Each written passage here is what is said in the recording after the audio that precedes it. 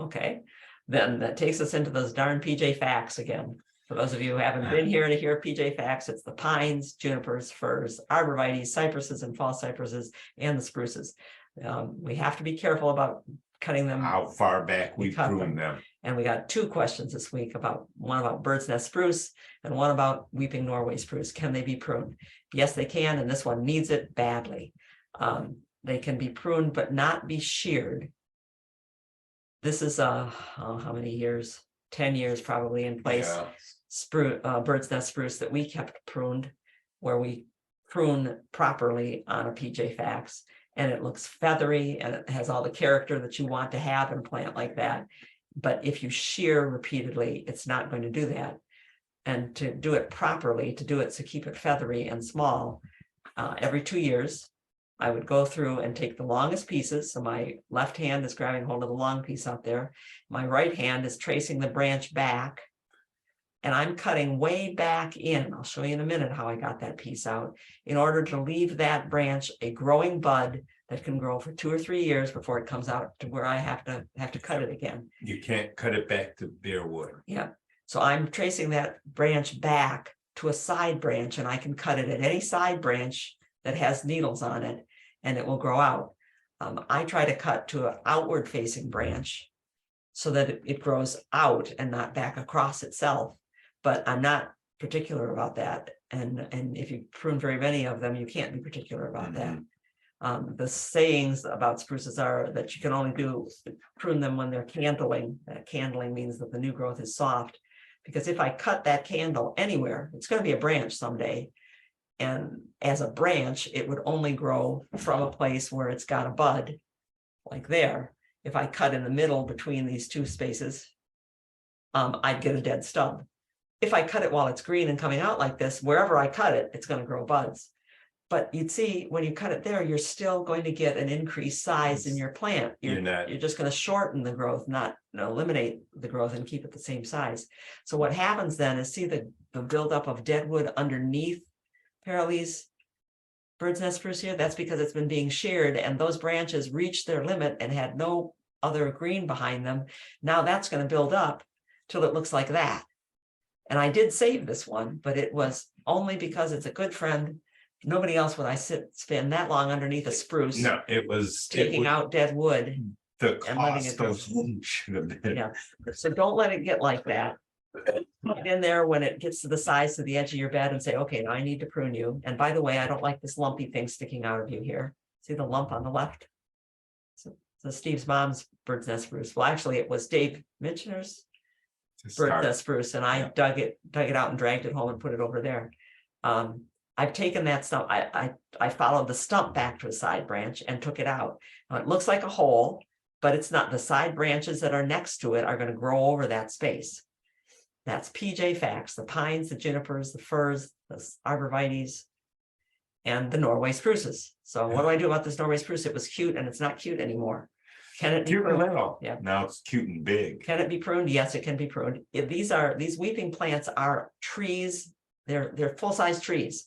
They want to grow spread out on the ground or laid out across. So if it's a 100-foot tree, it might want to be 100 feet wide and only 50 feet tall. Yep. So I would look at this and say, yes, I can prune it, and I have to do it selectively, just like with the bird's nest spruce. I have to cut back to a side branch that I want to keep for at least a couple of years. And you can do it with anything, even with upright spruces. We were taking them out, but the client let me show you what you could do. We could cut back that far. There's green at the top. You see the green right at the top? It's going to form a new set of branches up there. But you have to look at it as bare for a little while when they let them go this long.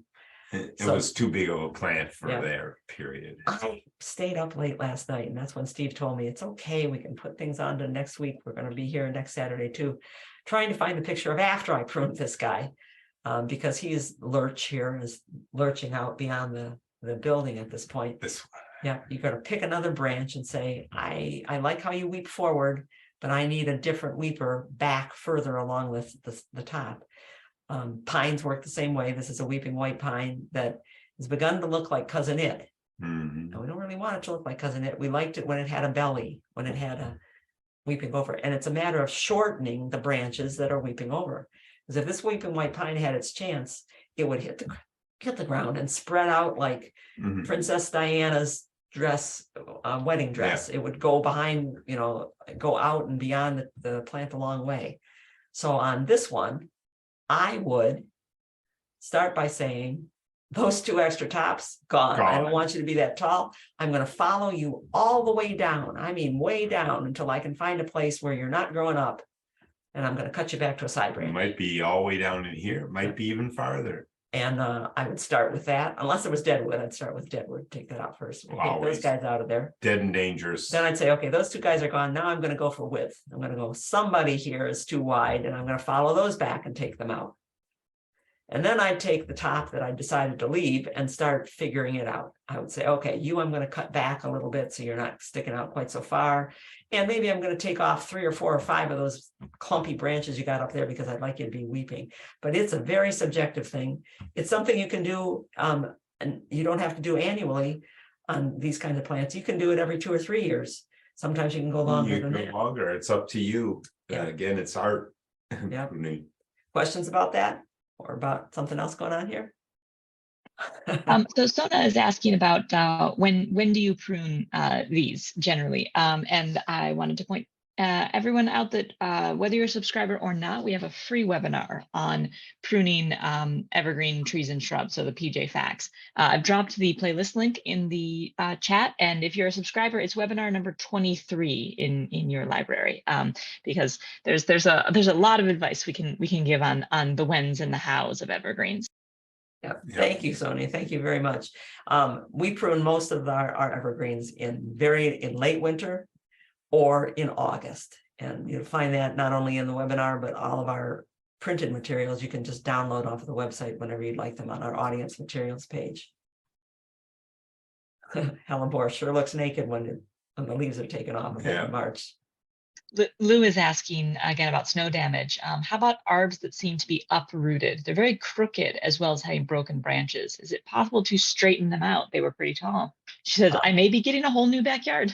Yeah, they let's see, is there enough time to? I'm going to go really quickly through the next thing so we can get, because arbs are just coming up. One cut pruning is a lot easier than PJFACS. Cut it down, just cut it down and do it before those green shoots you see coming start getting in your way, because you don't want to leave the stubble. This is a Montauk daisy that I cut all the way down because the plants are growing grape guns. That little bit of green that they've got is creating a lot of root this time of year. You might not think so, but it's true. Any green that's showing, or even the red green, this cardinal flower is red green, and it's growing all that white root. Get it out this time of year. Cut it down. Cut down the grasses before they flop over. Before you have to start picking them up. You have to do this. That's so hard. To do. So yeah, it's just such a tangle. But it's 5 years ago, Sonia, that we took the vine off of your cherry tree. Silly silver lace. That's bananas. That cherry tree is now 35 feet tall. Yeah, in 30 5 feet. years. But you wanted a fast growing tree there, so cherries will do it for you. Linden bleached hedge